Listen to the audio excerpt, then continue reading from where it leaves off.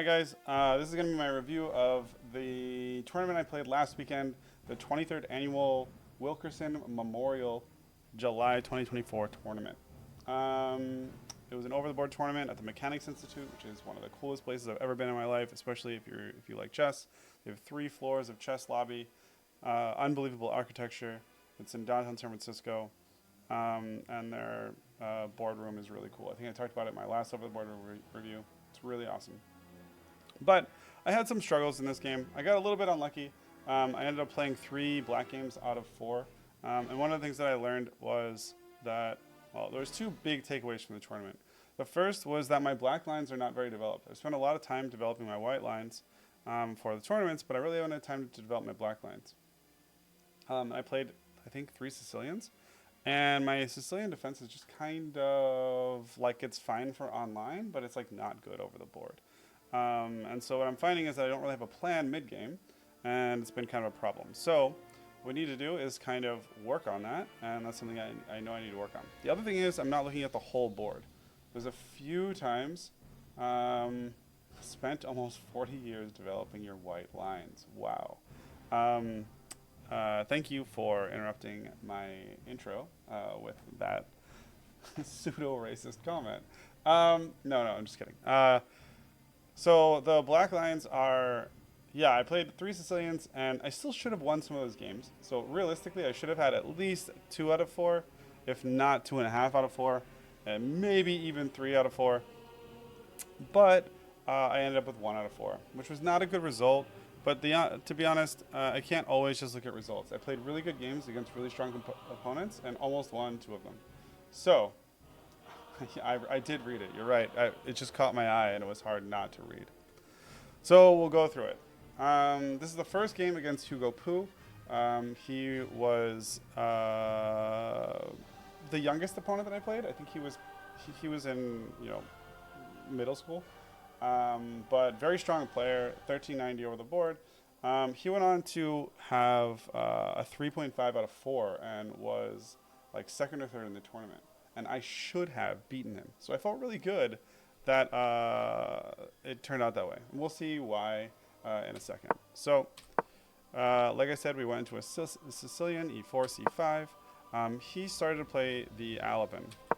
And my defense that I know is to play d5 against the Alapin. E takes d5 is the standard, and then queen takes d5 is the next follow-up.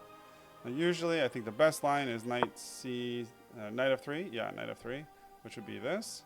But he instead played this line. And my thinking was, I'm just going to do this, right? I don't think he wants to go into an endgame.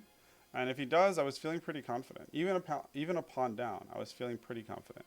I've been studying a lot of endgames. He wouldn't have any way to castle, and I felt like I would be in a fairly good position. If not, if he does something else, any other move really, I get to take and take and take, and I'm just like up a pawn basically. So that was my thinking.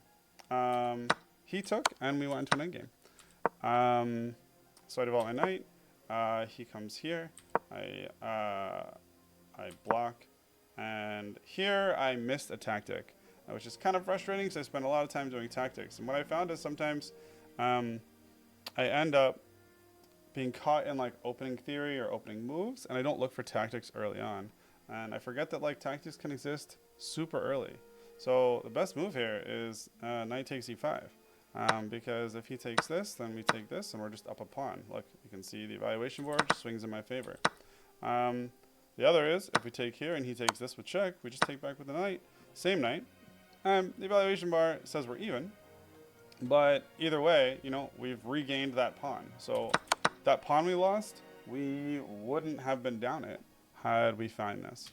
Of course, we didn't find it. So the move we played was a6 just to kick him out.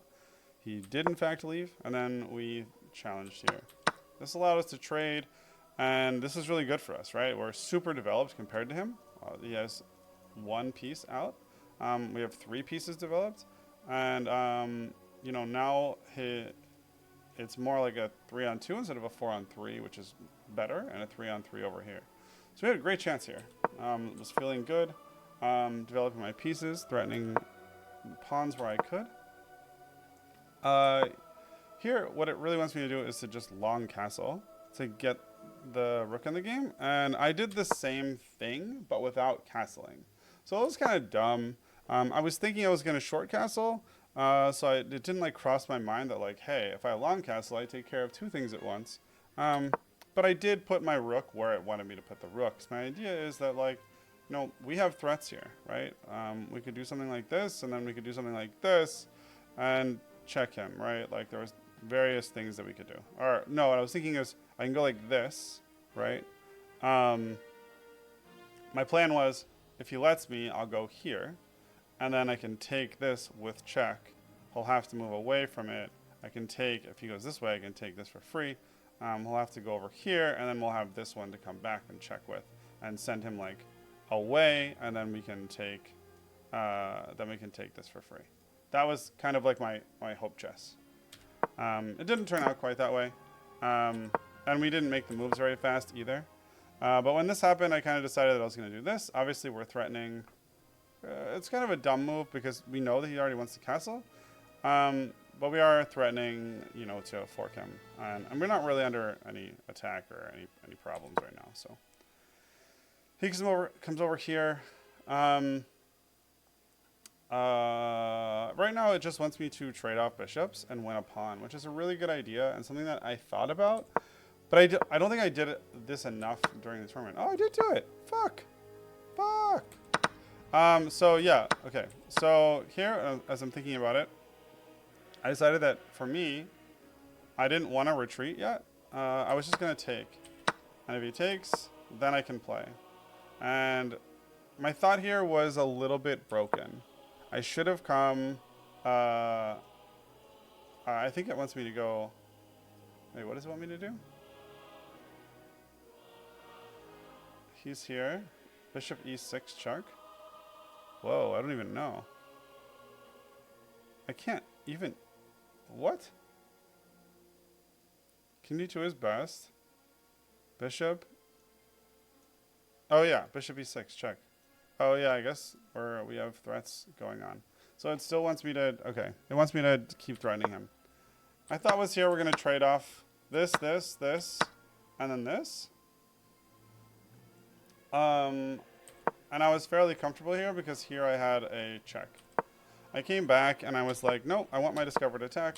So he got out of the way. At that point, I came over this way and sort of moved towards where the king was. And this gave me a really nice forking opportunity to take his bishop, which I really wanted to get rid of his bishop. So that was good for me, I think. There we attack his rook. And this was really smart. So my thinking was obviously really simple. My thinking was, oh, I take this and go here, and then I win a pawn. My thinking was super simple, super simplistic. I didn't really calculate it out that like, now I can't take this back. I can't win this pawn. So I just decided to come here. And now I move up because I really don't want this coming here. I don't want him, if he checks me, I don't want him to be able to get on this rank if I'm down here and let him push. He brings his king up and I bring my B pawn up. And my thought was here is I really don't want him to be able to get in close, right, so that he can trade rooks. He comes over here, which was actually really good for me because my thought was, okay, I've now blocked this off. And I'm sitting here thinking, okay, what is he going to do? Because he can't really go here. He just blocks his rook in, right? Like, that doesn't make any sense. Going here allows me to take this with check, and then wherever he goes, I can come back and defend. And going here is obvious. It fails to the fork. And he went here, and then I went... he made the absolute worst move he could make. And I went, oh, fuck, maybe he can do that. And this is called trusting the opponent. I just didn't, I was just like, oh, maybe he can do that. But realistically, I should have this. He can go somewhere, and I just take the rook. And then the game is over. Like, this is a one game. There is no questions asked. It's just the game is over.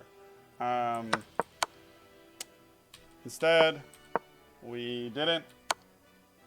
We fork here when we shouldn't have. Come over here. He takes. And we come here. So now we're dead drawn. He takes, I push. These are all good moves.